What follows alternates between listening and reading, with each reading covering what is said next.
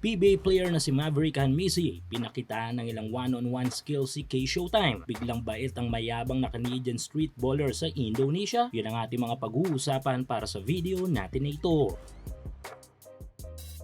So tuluyan na ngang nanahimik sa paggamit sa mga Pinoy sa kanyang mga video ang mayabang na Canadian street baller na si K Showtime at patuloy ang pakipaglaro nito sa ilang mga Indo players sa Indonesia tulad ng pinagagawa nito sa ating mga kababayan na ikinagalit ng lahat, even mga local basketball personalities natin ay nananakit at trust talk pa rin nito ang kanyang mga nakakalaro, bagay na panghatak niya sa ilang mga manonood at mga sumusubaybay sa kanya. Pero tila pikon talaga ito sa ating mga Pinoy dahil sa kabila ng mga kalokohan niyang pinaggagawa dito ay sa Indonesia ay biglang bait ang Canadian na ito. Sa isang video na ito ay makikita na tila ang malambot na side ni K Showtime sa isang individual na Indonesian.